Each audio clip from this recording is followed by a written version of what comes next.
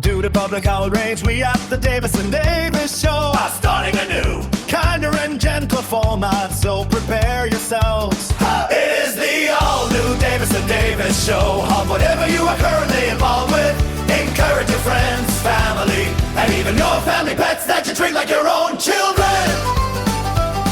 And persuade them to hearken to our show, the most professional, calming, and mollifying podcast that money can buy.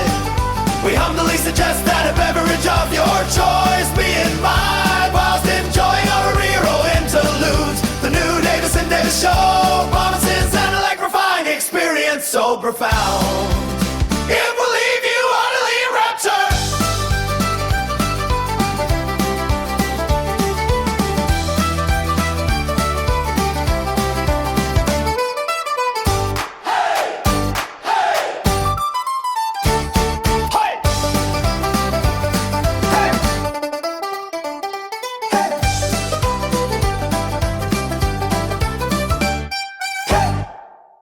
Nothing like a trash can ending. Hey, it's the Davis and Davis Show. I'm Scott. That's Burke. Hi, y'all. What are we doing What's today? going on? Let's see A here. podcast, apparently. Oh, I didn't do the disclaimer. Sorry. Here. The Davis Oh. and Davis Show is intended for maturish audiences with a questionable sense of humor. The opinions expressed are those of Davis and Davis, but even they don't always agree with themselves. Side effects may include uncontrollable laughter, eye rolling, and sudden urges to fact check. Listener discretion is advised, especially if you're easily offended, related to either Davis or operating heavy machinery. Proceed with caution, or better yet, snacks. Snacks. Oh, that is punchy. What is it? It is the BK Citrus Drop Zero Sugar. Is that kind of a Mountain Dew substitute or it is a Sprite? Oh, okay. It is Mountain Dew, 0 calories. Nice. How about you? I splurged just a little bit and got the Evan Williams small batch. I highly recommend trying it out because it is sweet. It's really, really good. It's like $10 more than the regular stuff. Yeah, it's 90 proof, so it's a little less than the bottled in bond. But I'm telling you what, man, the flavor is out of sight. That's I'm seriously hooked on the bottled and In bond. Yeah. Just bond. No bondage, just Bond. bond. Bondage. James Bond. Bondage. That's a whole different movie right there, buddy. Find that in the back room. For the little got the little sign on top. It's got the drapes in front of it. Yeah. Nobody on the listening to this guy has a clue what I'm talking about, but that's all right. Nope. So what happened over the last week with you? Not a damn thing. Had to watch the dogs last Sunday. That was about the most excitement I've had. Tomorrow morning at 9:15, I have to be at the sleep apnea place. They're going to yell at me. Why? Because I'm supposed to get 5 hours a night on this thing. And for the past few weeks, I've gotten like an hour and a half. They're going to yell at me. And then you rip it off? Yeah. I just can't take it anymore. Dude, I woke up one night and my fucking cheeks are blowing out like a frog, like Dizzy Gillespie on the freaking trumpet. And I'm like, this is ridiculous, man. But past 3 nights, had over 5 hours. I'm hoping tonight I can get over 5 hours and go, look, I had sinus issues for a couple weeks. It was bad. See, it's getting better. Even bad. It was Oh my bad. gosh. This is a Gracie cat. There you go. Oh, didn't like being held very much. Oh. She's so soft. Yeah, She's a like, Russian get me the hell out blue. of here. Yep. Yeah, she's a sweetheart. Oh, unlike, you probably can't see it anymore, but freaking Kendrick. Let's see. There's part of it. This is healed up. Oh, yeah. He got you. He clamped down and then started clamping down harder and harder and harder until I had to grab the back of his neck and rip him off my fucking hand. Dripping blood everywhere. I'm like, you can stay away from me until my hand's healed, okay? It's better than what I had today. Which was? We had the Kmart blue light special. You know, where everything is discounted because there's poo all over it. I You talking about your farted, episode this evening? I farted in the kitchen and I went, something, no. Ooh.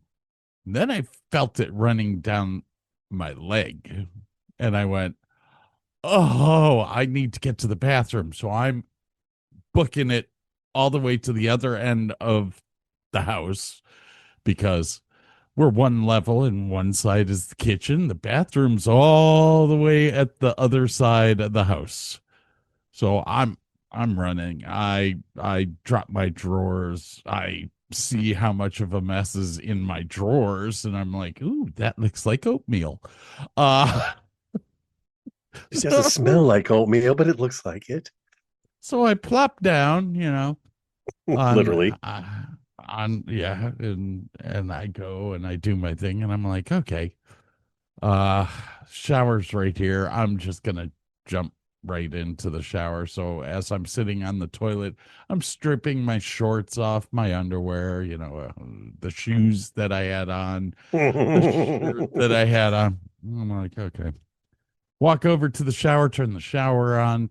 My hot water tank is all the way in the garage, so it takes about 2.5 minutes for the hot water to get here. And I'm like standing there going, whatever. It's very tiny shower, so I'm standing outside of the shower on the bath towel. I get in, I clean myself off. I was amazed at how much color came out. so Ew. so I turn the shower off. I open the door to get out, and I look down at the bath mat, which is pink, but now has polka dots because apparently I was dripping. Then I look at the floor and notice that there's polka dots all over the floor. Like, what the hell was I doing? Running with shit in your shorts. Gather up all of the soiled stuff to take over the laundry machine. And as I'm walking down the hall, I'm noticing polka dots on the carpet. Got the poo on me. All the way to the tile floor in the kitchen. My bowl of ravioli was still sitting right there at the counter. You didn't feel like eating it at that point, did you? Chef Boyardee has a whole new meaning. On today's episode of How Fucked Up Is Fucked Up. That's fucked up. And that's fucked up. And fucked up. So the blue light special is every piece of fabric that was in that bathroom had shit on it. Oh my God. It was an exciting day. At least you weren't at work. No. And school's over. So the Svetties are home all day now. I'm having trouble finding places to hide. So yeah, I think the Svetties want to go to Finland for Christmas this coming year. Bye-bye. Have fun storming the castle. I bought a plane ticket to Quebec City in Canada. So I'm going to have a ton of fun. It's supposed to be the Christmas capital of Canada. And the hotel that's there is, it was built during the railroad era, and it's one of the railroad hotels. So there's one in Banff and there's one in Quebec City that look almost exactly alike. They're castles, basically. Nice. It's a castle in the middle of Christmas Town.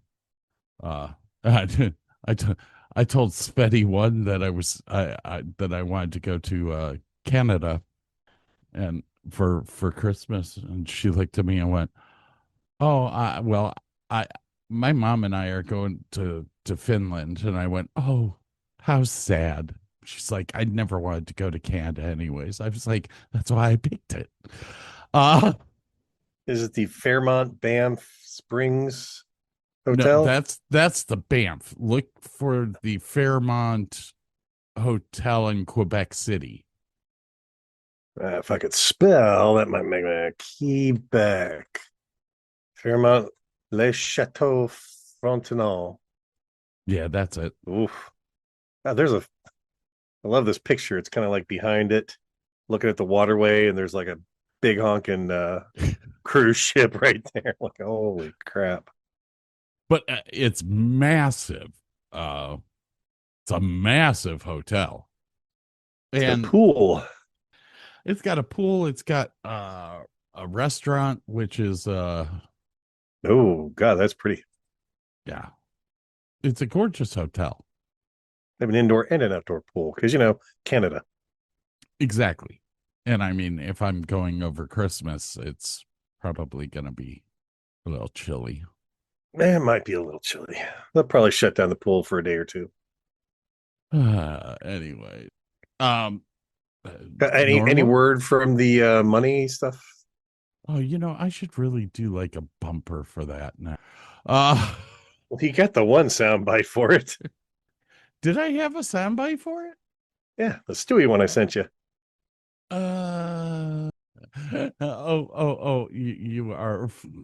You're absolutely correct. Now that I think about it, I think I have that over here. Where's my money? Where's my money? Where's my money? Where's my money? Where's my money? You gonna give me my money? Where's my money, man? Where's my money, man? Where's my money? I really need to loop that.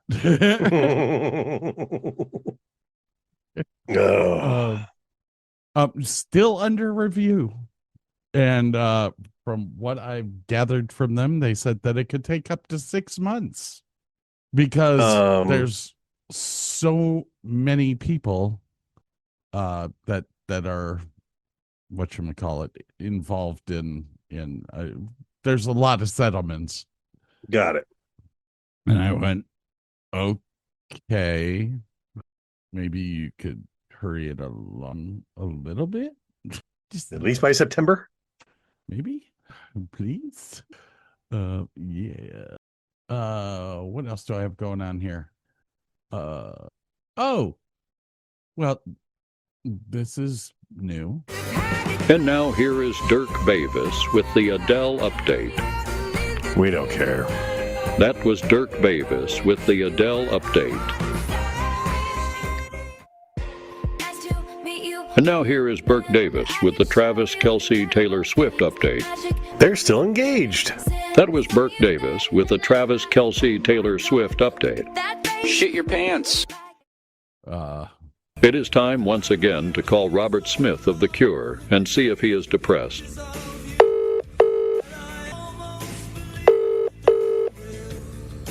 Hello? Hello, Mr. Smith. How are you feeling today?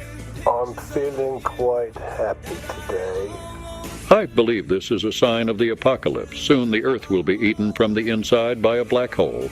Please find your children and head to the nearest fallout shelter. We're all doomed. It's time for the Davis and Davis Show Motivational Minute. If you are feeling underappreciated at work or in life, it is you. You are the problem. You are the problem because you are doing so much. When you do a lot, you are expecting appreciation.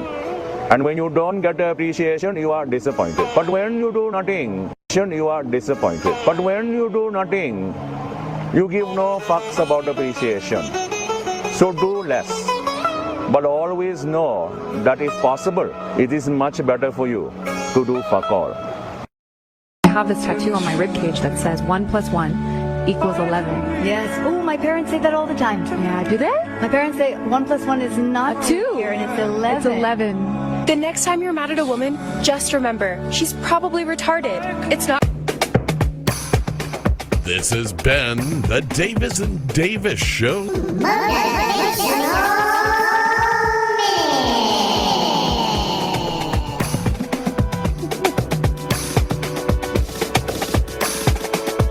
Ow.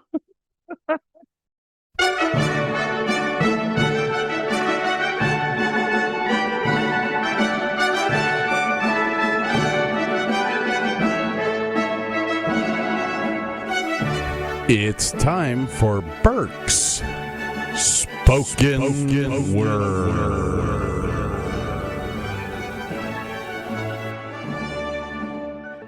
And if the lights are all out, I will follow your bus downtown.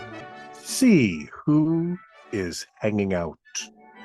One way or another. I am going to lose you. I'm going to give you the slip. A slip of the hip or another. I am going to lose you. I'm going to trick you. I will trick you. One way or another. I'm going to lose you. I want to trick ya, trick ya, trick ya, trick ya. Ladies and gentlemen, thank you for listening to Burke's Spoken Word.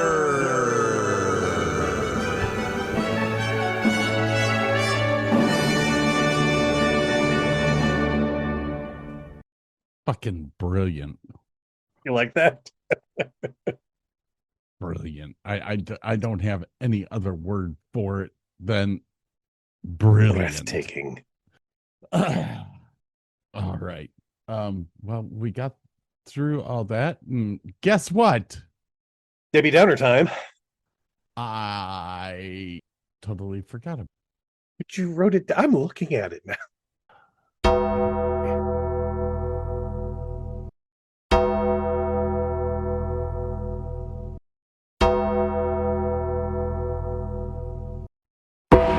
Celebrity deaths in the news.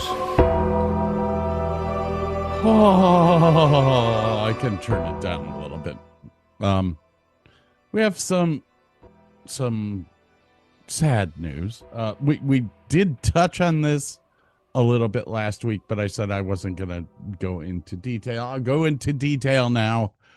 I'm gonna start with Kyle Busch. What'd you save him for last? But okay, start with Kyle Busch. I'm going to start with Kyle Busch. Okay. Just because it's been a couple of weeks now. Yeah. Age 41. Died of sepsis. Same thing as my mother. It's not to be trifled with, apparently. Well, it I'm not gonna say that it scares me. But the dude was 41 years old. Yeah.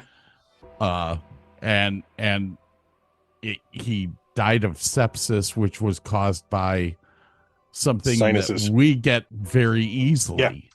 I mean, he had a sinus infection. It turned into pneumonia. Pneumonia turned into sepsis. I will say the Coca-Cola 600 had the best tribute to Kyle Busch that I've ever seen. His wife was there, his kid was there.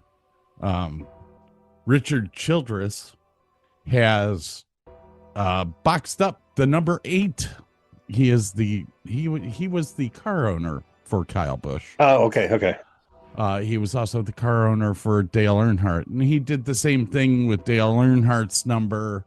When Dale died, they changed the number to 29 on the car, and the number 3 never got used again until his kids or nephews or something like that. I think family member nephews, yeah, went into racing. But Richard Childress made the announcement and said that the number 8 will not hit the track again until Kyle's son Brexton chooses to take the mantle. Yep. And I totally see that happening. This year was the first year that Kyle and Brexton in the off season raced against each other. Oh, wow. Nice. Was neat. I met Kyle in 2004 when he raced in ARCA to get his approval for the super speedways. Because NASCAR mandates that before you can run Daytona or Talladega, you have to run it in another series. Gotcha. Which is kind of smart. Yeah. It's like getting your super license in F1. You've got to go through the lower F series and such and prove yourself.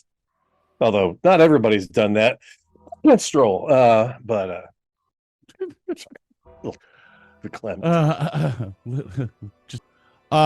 next up, Matt Brown, Alaskan Bush People. I don't know if you ever watched it. Doesn't ring a bell, no.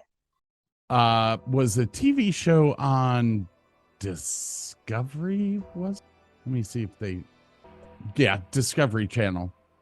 The Alaskan Bush People. His father had the weird freaking mustache that like went out, down, and came all the way down to like here. His father died like 5 or 6 years ago. Anyways, Matt Brown, 43 years of age, died of a self-inflicted gunshot wound. And during the show, when the show was on, nobody knew that he was having alcohol and drug problems because you never saw it. This wasn't an accidental gun thing. Yeah, no. Oh, that's sad. No, as a matter of fact, apparently sent a message to one of his brothers before this happened.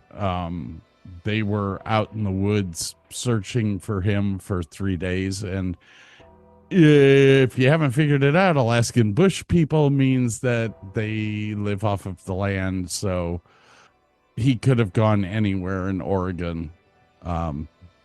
His brother, Noah, ended up finding him floating in the river, face down. Just try it. That one was tragic. I don't know what to say about it. I don't like suicide, and I usually don't mention it in the deaths, but 43 years old, that's a whole life wasted there. And finally, a very good friend of mine, Sonny Rollins, died. Jazz musician, saxophone player. Worked with me on a show in Rhode Island, and 10 years later came down to DeSoto to help me put that exact same show back up. Nice. In Texas, and just a super nice guy. He had one of the best houses in Woodstock that you would, I mean, you were like, this is the perfect place for this man. Anyways, he was 80, I think he was 83. Oh no, he died May 25th at age 95. That's a hell of a run there, man. Jeez. Yeah, he was super talented guy, super nice guy. What do you have? I think you've got some. Another 3, rapper Rob Bass, who did the song It Takes Two, passed away at age 59. I don't know from what. Dick What? Perry from what? Dick Perry was the sax player for Pink Floyd for many, many, many years. Passed away at 83. I'm going to assume old age or something like that. And then the last one is Marcia Lucas,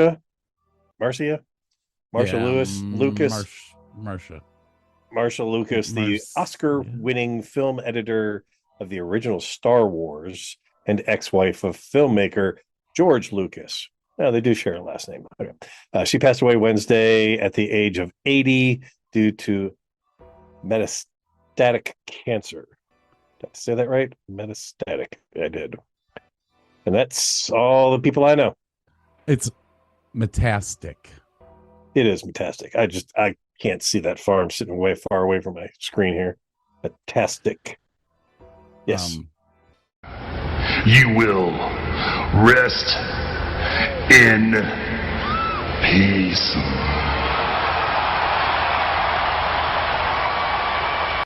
Okie dokie. I'm done. It's been a rough couple of weeks. It's very hard for me to look at you, because every time I look up at the screen, I see three of you. That's whose fault? That's not my fault. That's your fault. Yeah. I have, oh, this is not going to go good. No, the UK, has basically been in turmoil for the past 2 days because the death report on Henry Nowak came out, and it's not good. Henry Nowak was a British man who got stabbed by a what did they call him, a Sith, some sort of Arab or Muslim person, and when the police showed up, the Arab / Muslim person told the police that Henry jumped the fence illegally, went onto their property, and started screaming racial racist slurs. Yeah. So even though this guy is bleeding from the neck and is saying that he can't breathe, the cops handcuffed him, drug him across the floor while handcuffed, and arrested him for racial slurs. Even though he was telling the cops that he'd been stabbed, they didn't even look. And he died. That's a big old oopsie on their part, isn't it? Of course, this happens a week after they had the March for Freedom to free the UK from all of the immigrants that have been, because the immigrants are not conforming to the British way of life. Well, there's one thing the British loves, to make other people conform to them. Well, if you're going to move to their land, I think you should probably, I feel the same way about America, man. If you're going to move here, fine, move here. But you better fucking learn English. Oop. We just lost power. Is that again. Lightning? Oh, no. Yeah. Uh-oh. It's okay. We're on battery right now.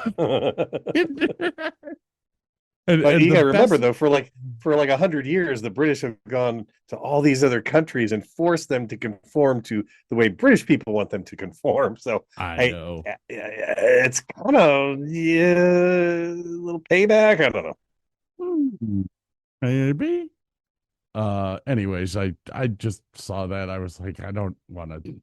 No, we've got our own problems. I was looking at the weather in your area, and here's the weird thing.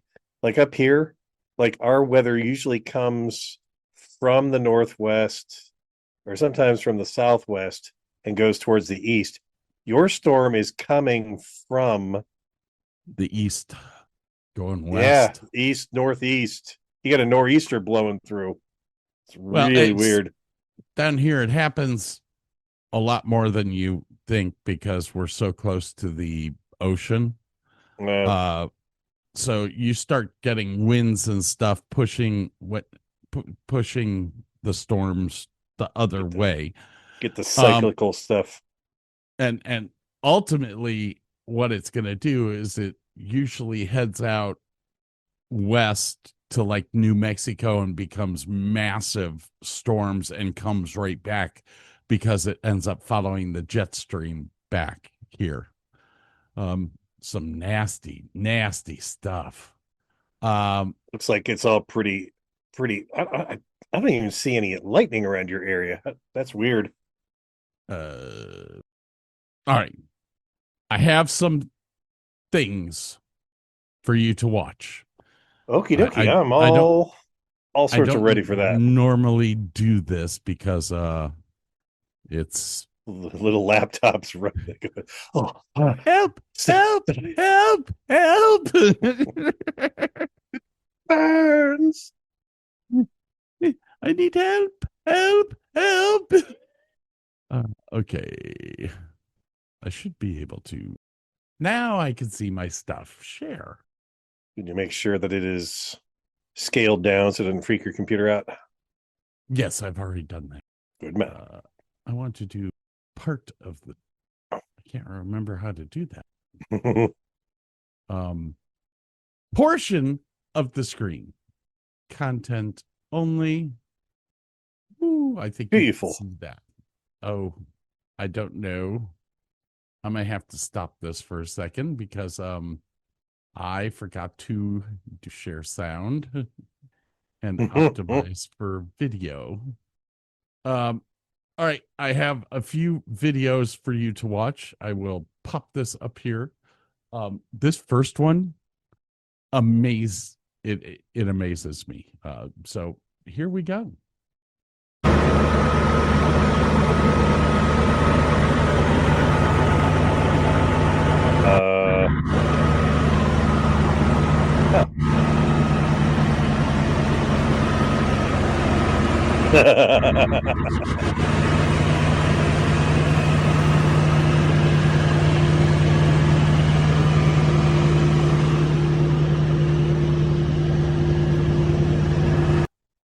So everyone knows, all these videos will be up at davisanddavisshow.com on the episode page. But what this is the title of this is Chicken Delivery in the Hood. And it is a Mad Max semi truck. Now, unfortunately, the video you showed me was like, oh, that's better. The first part was like 1 frame per second, as opposed to 30 frames per second. It should be better now. Yeah, I've seen this thing before. It's awesome. All matte black. Love the steering wheel, but that's got to hurt your hands after a while. Oh, the steering wheel is totally made out of chain.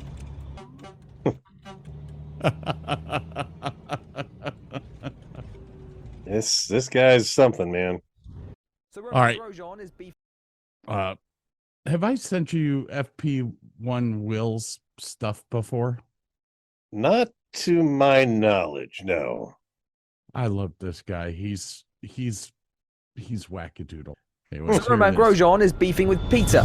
That really wasn't on my 2026 bingo card. The month of May is here. Not only does that mean I get a year closer to my death, we get the Indy 500. Basically picture Formula 1, but there's only 4 corners, is 10 times as lethal, and, well, actually somewhat interesting. For Americans, however, turning left 4 times actually requires quite a bit of practice, which is where our story starts today. On day 1 of Indy 500 practice, ex-Formula 1 driver Roman Grosjean saw his afternoon halted by a stray bird that flew straight into the path of his car and was subsequently redistributed over its aero screen and Roman himself. That's already going to hurt the fragile minds over at animal rights groups, but what Roman said next didn't really help relations very much. Well, it's not my first attempt. If you look at Canada 2018, I had a groundhog crossing the track and I hit it. So 2 is enough, 3 is too much. At this stage, the pathetic excuse to argue organisation, otherwise known as PETA, decided it was time to get involved, claiming, quote, he seemed more concerned about his car, his helmet and his suit, all of them replaceable. Birds have feelings, but apparently not the brains to avoid a fast-moving Indy car. Grosjean then grew further criticism after complaining about the stench of his car following the hit and how he could no longer eat chicken afterwards. PETA France have just reportedly mailed him a box of chicken nuggets. No, I'm not making that up. And if anyone from PETA's still here watching, well, here's a lovely clip of Fernando Alonso atomizing 2 birds in 2017. Anyway, if instead you like this, drop me a follow for more.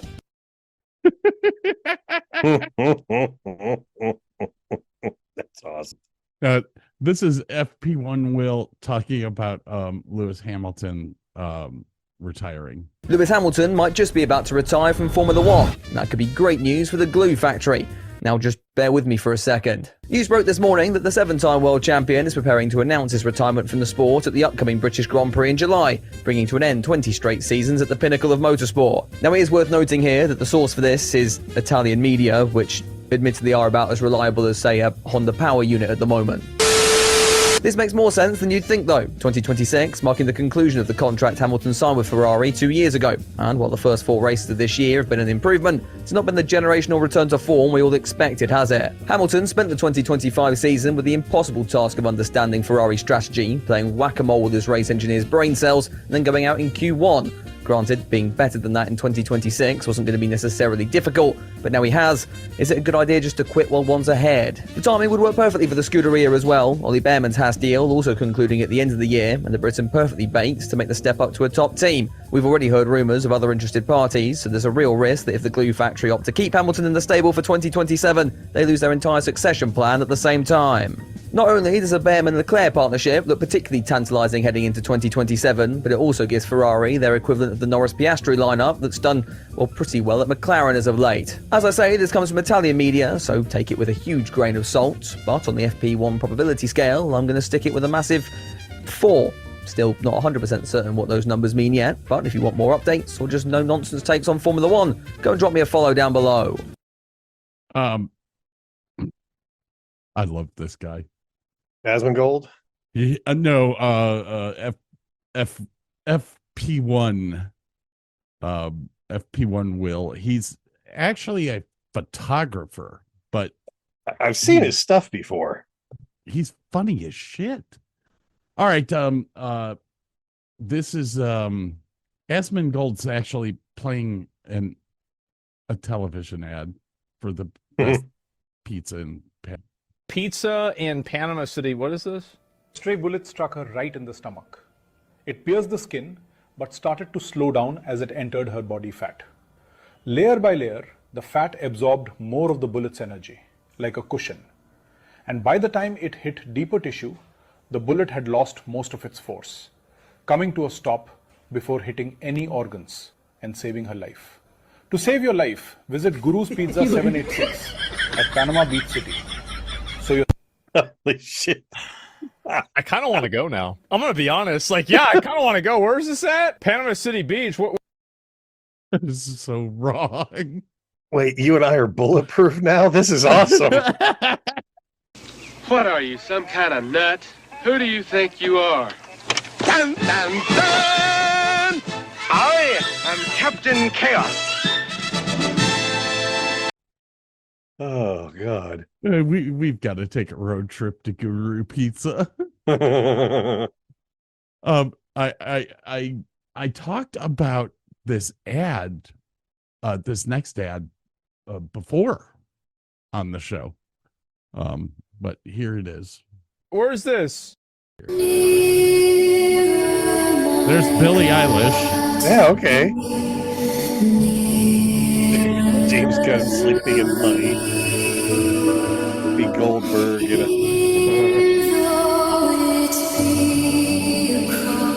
Hollywood is dying every day of sheer f***ing hubris. Innocent adult pretenders, just like this one. Listen, I want to pretend like this is, I want to be here to celebrate, and I am here to celebrate, and I'm proud to have a Golden Globe nomination. But also, this is not normal anymore. And so, I don't know how I could be quiet. And I'm feeling a little sick, so it's hard to BS right now. So These celebrities can't afford their next luxury mansion, but with your support and just $1 billion a day, you can save them.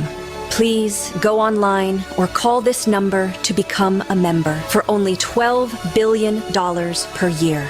That's only $386 a second.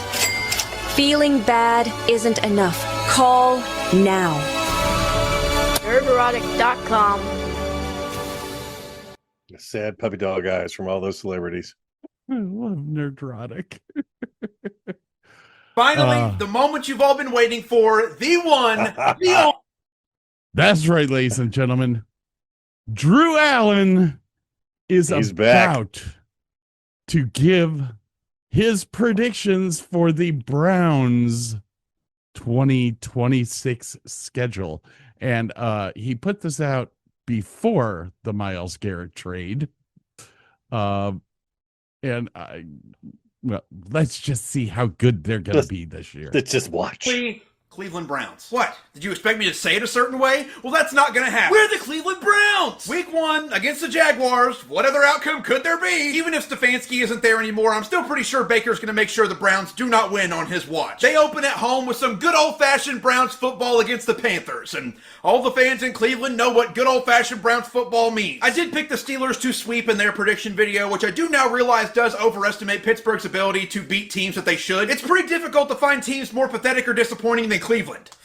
But hey, Brownies, I found something sweet for you. Now, while I said the Pittsburgh sweep might be a bit exaggerated, I cannot exaggerate enough how the Ravens are going to sweep Cleveland. Both the Titans and the Browns have had some great acquisitions this offseason, but Tennessee is the one that I actually trust to make those acquisitions meaningful. Tyler Shuck's going to be playing with some more confidence this year, until that confidence goes running down his leg when he plays against Myles Garrett. The game against Houston is going to be defensive stop after defensive stop. Very punt-heavy. Punts. But the Texans are just the better team. In my mind, this is just a game where, yes, the Raiders might score more points, but they also do get the dog piss beat out of them, and honestly, I'm okay with that. I will have them split with Cincinnati because there's two things that the Browns are pretty consistent at, and that's beating the Bengals and losing to everyone else. One of the few wins I gave Atlanta is against Cleveland, and I have started to change my mind on a lot of the Atlanta picks, but the Browns game is not one of them. I also do have the Giants claiming a win over Cleveland, which they're fine with as long as they meet their punt quota, and award the Colts a win here. They have been on the losing end of a lot of my picks, and this is a rare matchup where they could potentially claim one. A lot of these losses could be turned around if the Browns made the right decisions the entire season. But if you think the Cleveland Browns are going to make the right decisions the entire season, I've got some oceanfront property to sell you in Arizona because you're a dummy. And we're the Cleveland Browns!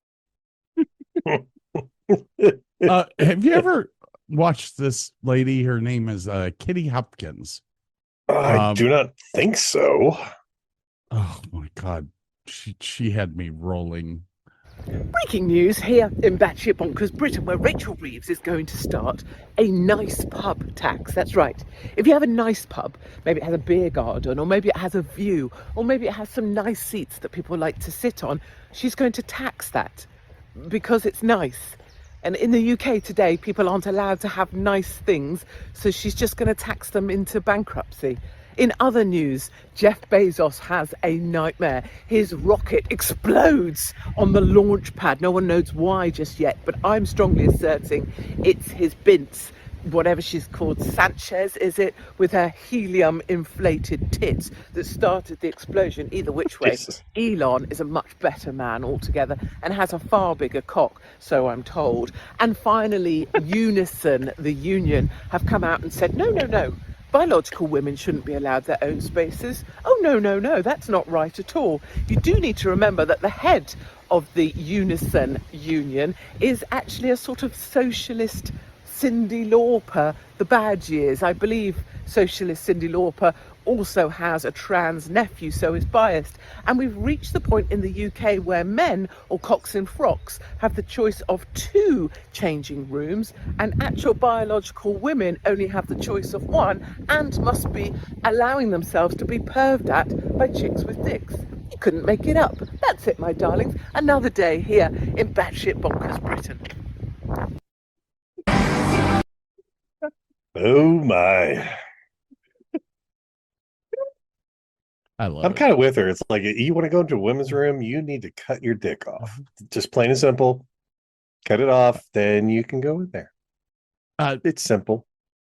I don't disagree at all. Yeah. Just it makes no sense to me. But hey, there you go. Anyways, batshit crazy Britain is what she called it. Oh my God. Find her. We gotta take a little break here. We'll come back. We might do Burke's segment. We might go straight into our show. I don't know. It's just a couple dad jokes. It ain't gonna take long. It's not gonna take long. We'll be right back. Am I sharing? Yeah, I can hear you. You're not sharing the sound, but I can hear you. Well, that's what I just asked. Am I sharing? No, you are not. You're a very selfish person, Scott. You bastard. I got bloomings. All right. And pee, I'm sure. Yeah, that too.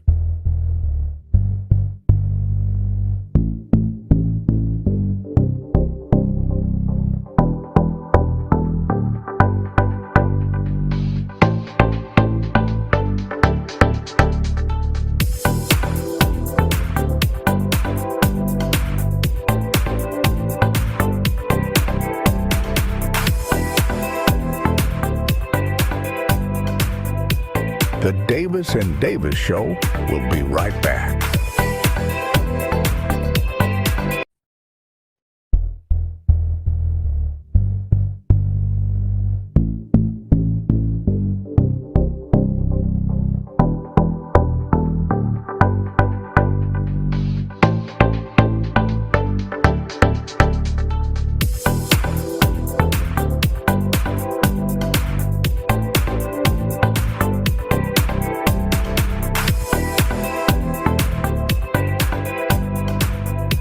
Welcome back to the Davis and Davis Show.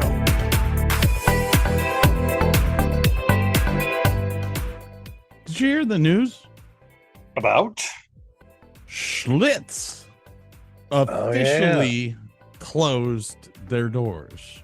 You will not see Schlitz malt liquor bull anymore, or regular Schlitz. Only bringing this up because I'm natural light. Bold strategy there, Cotton. Let's see if it pays off. We'll see about 5 hours from now if I'm running. Bye-bye.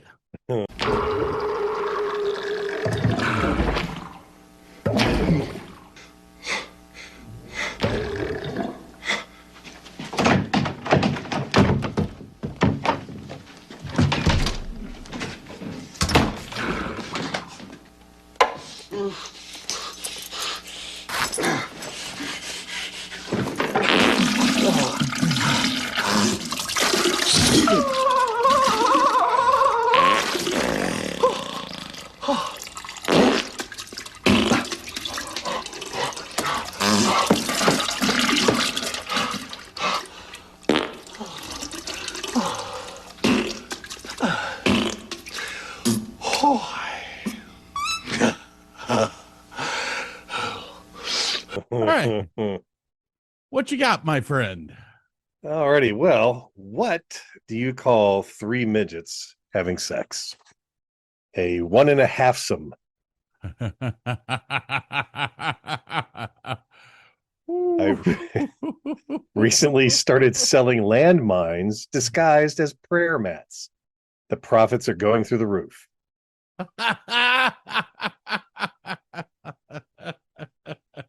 What do you call a man with no arms and no legs in a pile of leaves? Russell. An Irishman walks out of a bar. Uh-oh. No.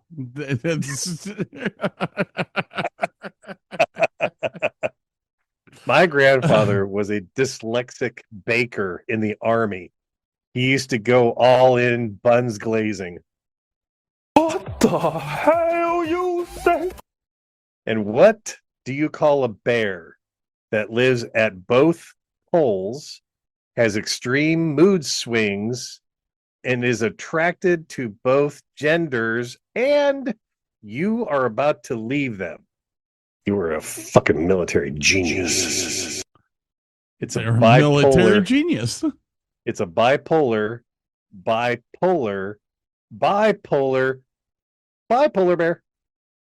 That's all I got. Out of all the militaries, Poland and Canada, out of all the militaries that are still left right now, are about the two that, let's just say that they do things that they probably shouldn't. Well, I mean, wasn't most of the Geneva Convention rules because of Canada? Does anybody have the Geneva checklist? I have a Geneva checklist for you. Why are you guys calling it a Geneva checklist? It's just like a checklist of things, you know? I mean, we could be in a conflict in the near future, and I want to know, I want to know about the things in Geneva. Yes, we need the Geneva checklist, and it is certainly not akin to a to-do list during war. Stop calling it that! Stop calling it the Geneva checklist! It's the Geneva Conventions, and you're not supposed to do any of them. Don't you worry your pretty little boats, U.S. We want the list. Britain, Poland, and Canada are acting crazy again. Every single time I turn on a cricket game, you all start acting crazy. I'm sick of it. What is going on? They keep calling the Geneva Conventions the Geneva checklist. Poland, Canada? That's not a funny joke coming from y'all. Okay, we all have access to the internet. We know what you've done. I've read a history textbook. Yeah, guys, this is not funny anymore. Look, Canada, I have a plan. I know how to deal with the U.S. and with the British. For the U.S., you just talk about giving health care to the citizens, scares them right off, and with the British, you just spray them with toothpaste, and they'll run off. Spray them with toothpaste. Scare them right off. Don't touch my boat. Don't touch our boats. Someone touch my boat!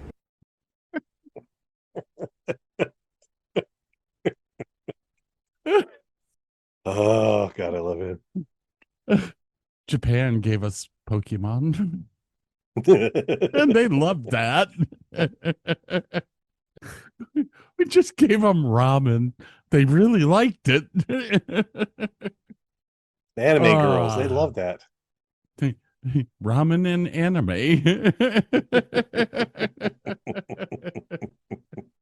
Oh, my Lord. I'm going to set the building on fire. All right.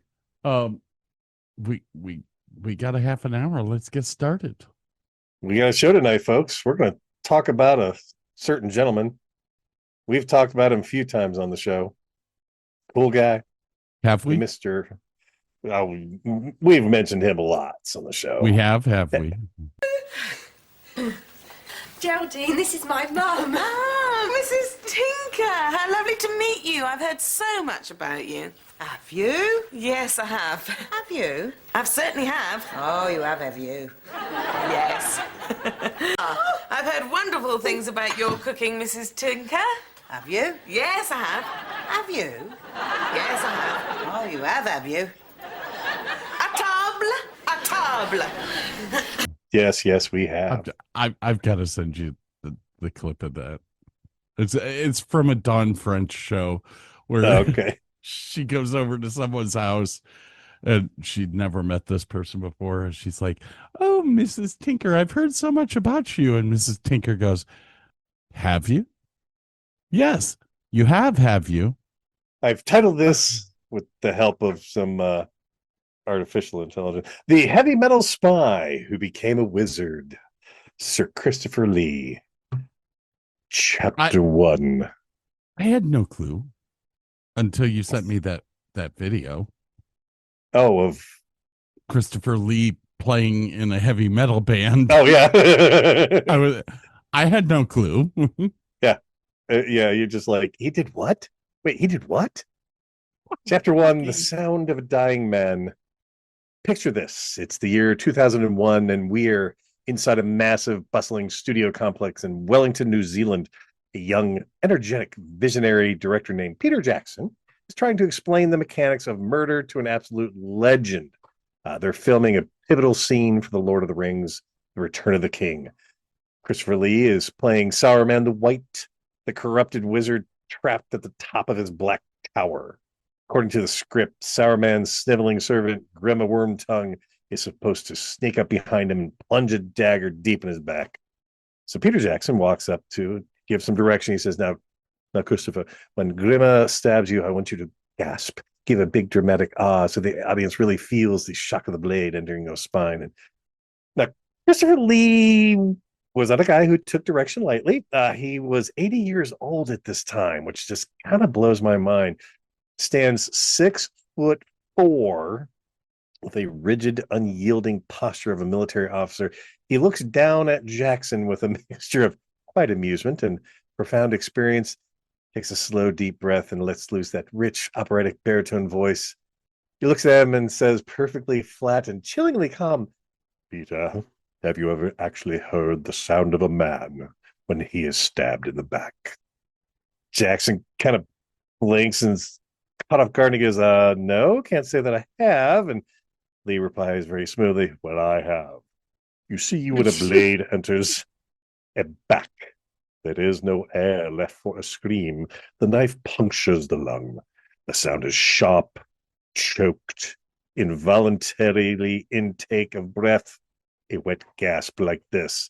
And he does his thing. And Lee demonstrates this in a horrific, tiny strangled click at the back of his throat and the sound of life being violently extinguished. And Jackson stands there frozen, he realizes who exactly he's talking to, and goes, right, let's shoot it your way.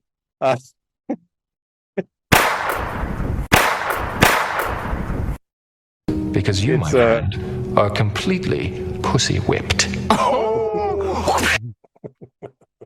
It's one of the most chillingly realistic stabbings in movie history.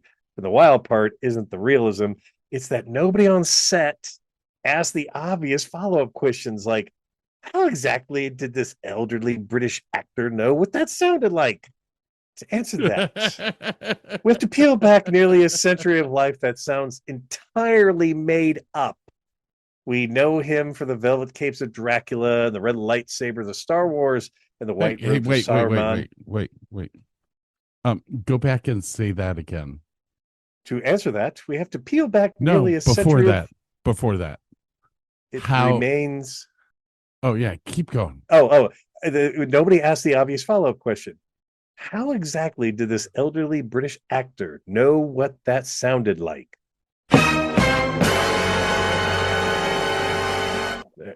We'll edit that in post.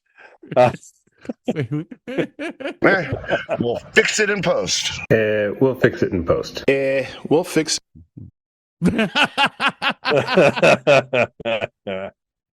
But this guy's real life. A Hollywood producer would have rejected the script for this guy's life because it's so unbelievable.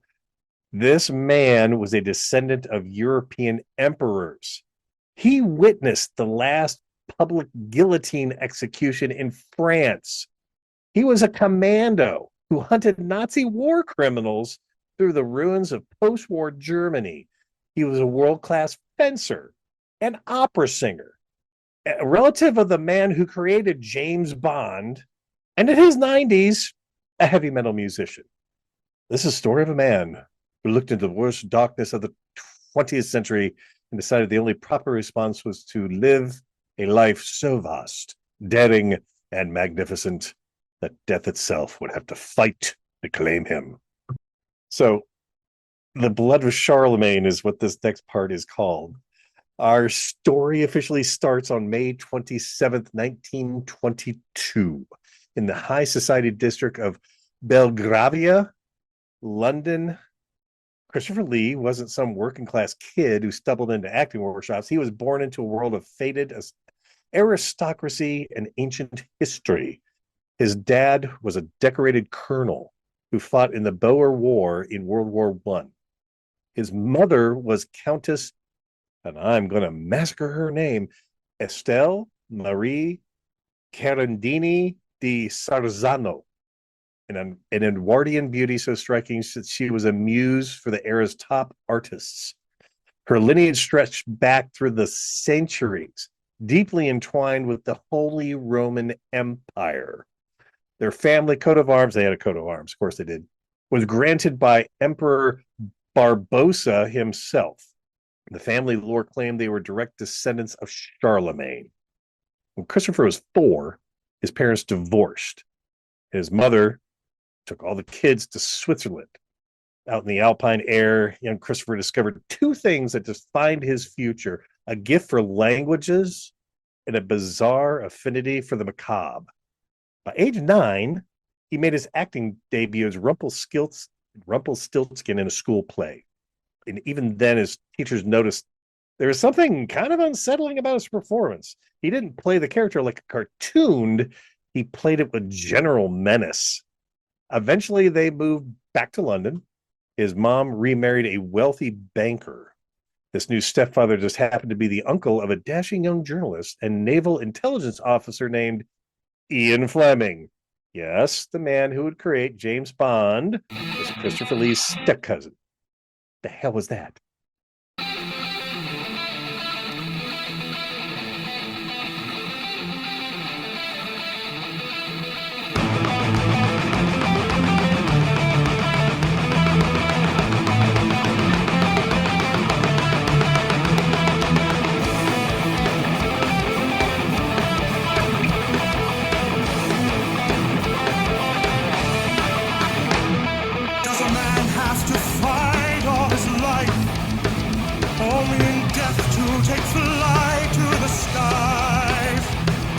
Warmongers fight to take my throne. No respect is ever shown to pope nor prince, nor man nor beast, and steal our cattle for. Not used to him singing that high, like his that's vocals are high. Yeah, we're used to hearing him in this deep baritone voice. There we go. Their hordes, ransacking villages, taking the spoils, with nothing to lose and possessions few. Bold, sturdy, fearless, and cruel. Defiant of baptism on pain of death. Tough measures. Oh, it must be a duet. To the rebel. That could be him, you don't know. Draconian for their worship of devils. How many times did I venture forth to the extreme wilderness of the north? All right, the song is called Charlemagne Massacre of the Saxons. Yep. God. So anyway, Mr. Fleming and him ran in the same social circles, shared love for adventure stories and military history. Lee later then went to Wellington College, a very strict boarding school meant to train the sons of military officers. He excelled in Latin and Greek, became a ferocious competitive fencer. The sword felt like a natural extension of his long arm. Okay, that's just a little too much embellishment there. All right.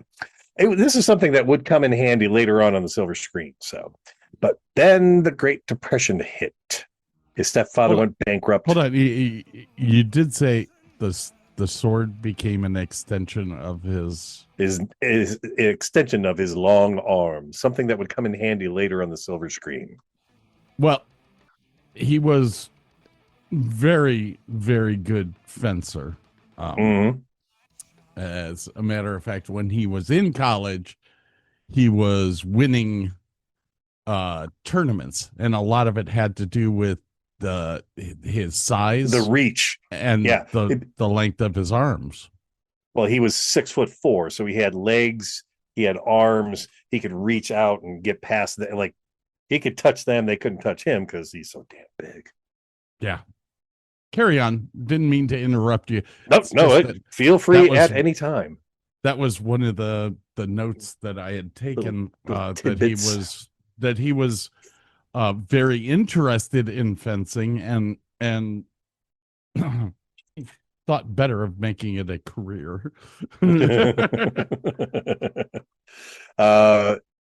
Stepfather went bankrupt. Christopher had to drop out because they couldn't afford tuition. And then at age 17, he found himself working as a low-level clerk in a shipping office, making £1 a week, manually sorting mail in the London fog. In the summer of 39, he took a short holiday to France that changed him forever. He happened to be in Versailles on June 17th, right when a massive, morbid crowd gathered outside the prison walls. A notorious serial killer named Eugen Weidman was scheduled to die. Lee, being exceptionally tall, stood on his tiptoes and watched over the heads of the crowd, watched the executioner test the heavy wooden frame, saw the prisoner let out. With a terrifying metallic crash, the blade of the guillotine dropped. This was the very last public execution in French history, and the crowd actually rushed forward to dip handkerchiefs into the blood on the cobblestones. Ugh. Lee stood frozen and later wrote that it left an indelible mark upon his soul. He had seen the exact seconds of life turn into death. A few months later, September arrived, and Hitler invaded Poland. Sirens started wailing across London, and the old world was officially dead. The office clerk with the imperial bloodline realized it was time to go to war. Did you just break your headsets? Oh no, they collapsed. No, I'm sorry. I sneezed and they flew off and then folded up. So if you weren't listening, Hitler invaded and it was time to go to war. This chapter is called the Ministry of Ungentlemanly Warfare. When World War II broke out, Christopher Lee didn't want to wait around to get drafted. He was 19, desperate for action, and wanted to live up to his father's military legacy. But his entry into the war was completely unconventional. Instead of loving the British Army, he traveled straight to Finland, a tiny nation locked in a brutal David and Goliath winter war against the invading Soviet Union. Volunteers were flooding in from all over, so Lee and some buddies enlisted. They were handed fur coats, posted to guard strategic positions, and while he didn't see direct combat, it was a trial by fire. He learned how to survive in sub-zero temperatures and move silently through snow-choked forests. When that conflict ended, he headed back to London and joined the Royal Air Force. He wanted to be a fighter pilot, soaring through the clouds. He finished basic training, learned the mechanics of flight, and was right on the verge of his very first solo voyage when disaster struck. During a routine pre-flight medical check, he complained of severe headaches and blurred vision. The diagnosis was kind of devastating. It was a failure of his optic nerve.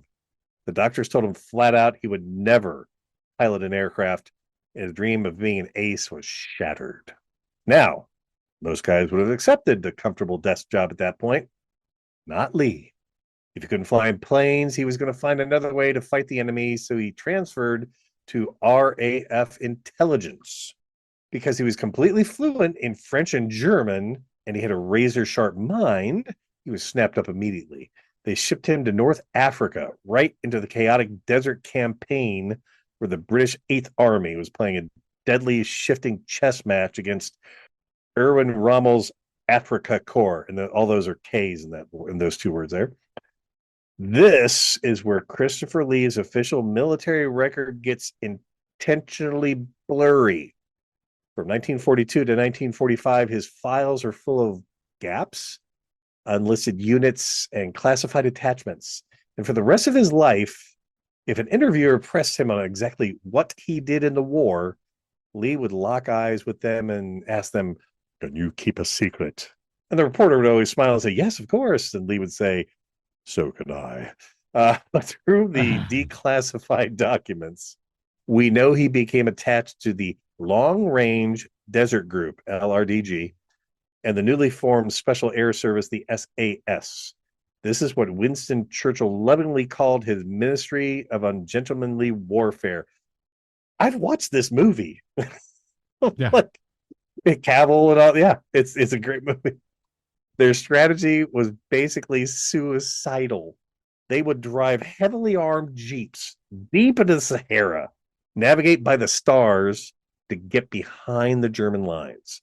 Then they'd materialize out of the dunes in the dead of night, blow up fuel dumps, destroy enemy aircraft on the ground, cut communication lines, and then vanish into the desert before anybody knew what happened. Lee's job was a very multifaceted one. As an intelligence officer, he identified targets and interrogated prisoners. But in the chaos of the desert, everybody fought. Lee learned how to move in total darkness without making a sound. He learned the brutal, silent mechanics of close quarters knife combat. He survived malaria, heat exhaustion, a Stuka dive bomber attack that left him with shrapnel wounds and permanent scars. And by 1943, the desert campaign was won, and the Allies turned their attention to Italy. Because of his heritage and fluency, he was reassigned to the Special Operations Executive, the SOE. What was his new job? Parachuting behind the enemy lines into the rugged Italian mountains to link up with the anti-fascist partisans fighting a no-quarter guerrilla warfare. And under Hitler's infamous commando order, all captured spies and special forces were to be executed immediately without trial. Lee lived in caves, dressed in civilian rags, coordinated weapon drops, and used his flawless German over military radio channels to impersonate Axis officers, sowing absolute chaos in the command structure. He was there for the horrific Battle of Monte Cassino, watching the historic monastery turn to rubble, the town beneath it become a meat grinder of mud and blood. When the war ended in 1945, Lee didn't go home. His grimmest duty was just starting. He was assigned to the Central Registry of War Criminals and Security Suspects. He spent months traveling through the ruins of Germany, visiting newly liberated concentration camps, and witnessing the firsthand horrors of the Holocaust. And then he tracked down the Nazi officers who discarded their uniforms to blend in with the refugees, sat across from them in interrogation rooms, and broke them down in their own language. I will send you to Jesus. By the time he was demobilized in 1946, he was 24 years old. He had looked into the absolute darkest hearts of human depravity, survived bombings, killed men in the dark. He then returned to London, a hardened, silent veteran with a mind full of nightmares and absolutely no career prospects. He needed an escape. He needed a place that he could take all that internal darkness and turn it into art. And he found that escape in the theater. Masturbating 2 times a week increases your life expectancy of 20%. I am immortal! I have more than 10 minutes. Shall we end this part of the program and start anew? All right. Okay. I don't have a vamp anymore. This one.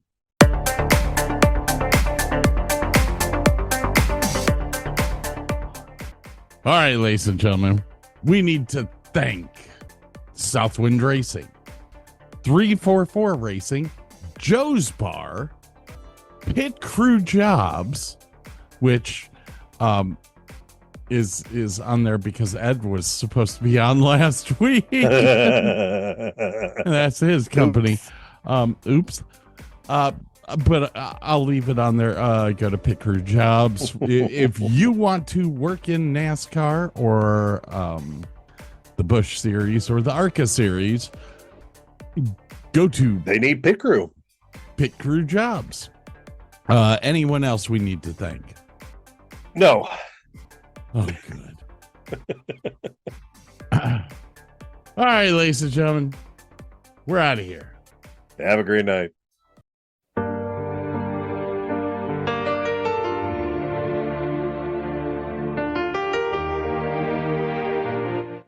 So the only parameters that I put in for this song was Don Henley.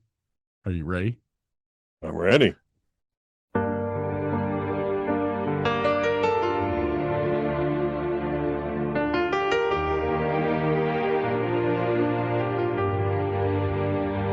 The mic is live and the coffee's cold. Another day, stories told. We're glad you stayed to hear us out. That's what this talk is all about. Thanks for listening to the show. The Davis and Davis Show. We're the ones you need to know. The Davis and Davis Show. If you want the facts or just some